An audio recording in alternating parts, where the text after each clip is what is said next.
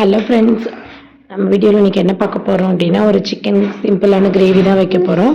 நீங்களும் சிக்கன் எடுத்தீங்க அப்படின்னா இந்த மாதிரி ஒரு தடவை செஞ்சு பாருங்கள். செஞ்சு பார்த்துட்டு எப்படி இருந்துச்சு அப்படிங்கிறத கமெண்ட் பண்ணுங்கள். வாங்க இப்போ வீடியோக்குள்ளே போகலாம். ஒரு வானொலியை வச்சு அதில் கொஞ்சமாக வந்து கடலெண்ணெய் சேர்த்துக்கிறேன். 2லேருந்து 3 டேபிள் ஸ்பூன். அது கூடவே கொஞ்சமாக சோம்பும் கடுகும் போட்டு நல்லா பொரிஞ்சதுக்கப்புறமா 2 மீடியம் சைஸ் தக்காளியை வந்து குட்டி குட்டியாக கட் பண்ணி வச்சுருக்கேன்.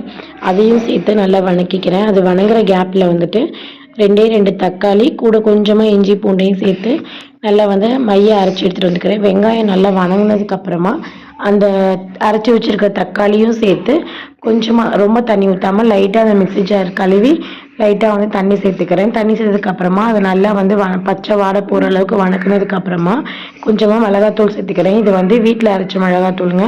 2 டேபிள் ஸ்பூன் சேர்த்துக்கிறேன். கொஞ்சமாக மஞ்சத்தூள், கொஞ்சமாக வந்து மட்டன் மசாலா தூள் சேர்த்துக்கிறேன். அதுக்கப்புறம் கொஞ்சமாக சக்தி மிளகாய் தூள், கொஞ்சம் உப்பு சேர்த்து நல்லா வந்து இது எல்லாத்தையும் ஒன்றா கலந்து விட்டுக்கிறேன்.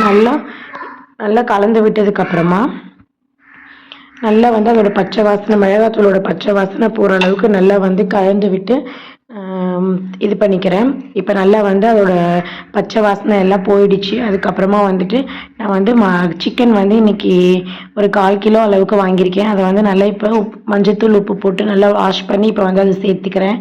சேர்த்து நல்லா அதையும் கலந்து விட்டுக்கிறேன். நல்லா கலந்ததுக்கப்புறமா தண்ணி எதுவும் ஊற்ற வேண்டாம். இப்படியே வந்து நல்லா வணங்கட்டும். பாருங்கள், சிக்கன்லேருந்து கொஞ்சமாக தண்ணி பிரிஞ்சு வந்திருக்கு. நான் வந்து எந்த தண்ணியும் சேர்க்கலை. இப்போ நல்லா இந்த அளவுக்கு வந்துட்டு வெந்ததுக்கு கறி வந்து லைட்டாக வெந்துருச்சு. இப்போ வந்து இந்த ஸ்டேஜில் நான் வந்து தண்ணி சேர்த்துக்கிறேன். உங்களுக்கு கிரேவி எந்த கன்சிஸ்டன்சியில் வேணுமோ அந்தளவுக்கு நீங்கள் வந்து தண்ணி சேர்த்துக்கோங்க. நான் வந்து இப்போ இந்த அளவுக்கு தண்ணி சேர்த்துருக்கேன். தண்ணி சேர்த்ததுக்கப்புறமா இப்போ வந்து உப்பு காரம்லாம் கரெக்டாக இருக்கா அப்படின்றத பார்த்து செக் பண்ணிக்கோங்க. இந்த ஸ்டேஜில் பத்தலை அப்படின்னா கொஞ்சம் சேர்த்துக்கலாம். இப்போ வந்து நான் ஒரு தட்டு போட்டு மூடி வச்சுக்கிறேன். நல்லா வந்து இது கொதிக்கட்டும். நல்லா வந்து ஒரு 10 நிமிஷம் கழித்து நம்ம ஓப்பன் பண்ணோம் அப்படின்னா இந்த அளவுக்கு வந்து நல்ல கொதி வந்து வந்துட்டுருக்கோம். இப்போ வந்து சும்மா லைட்டாக அடி பிடிக்காமல் இருக்கிறதுக்காக அடியோடு நல்லா வந்து கிளறி விட்டு கொஞ்சமாக வந்து உங்களுக்கு காரம் அதிகமாக இருந்துச்சுன்னா விட்டுருங்க. காரம் கம்மியாக இருந்துச்சு அப்படின்னா கொஞ்சமாக வந்து மிளகுத்தூள் சேர்த்துக்கோங்க. நான் வந்து இப்போ மிளகுத்தூள் சேர்த்துக்கிறேன். மிளகுத்தூள் சேர்த்து அடுப்பை வந்து லோ ஃப்ளேமில் வச்சதுக்கப்புறமா இந்த அளவுக்கு வந்து எண்ணெய் கதன்னு பிரிஞ்சு வர ஆரம்பிச்சிருக்கு.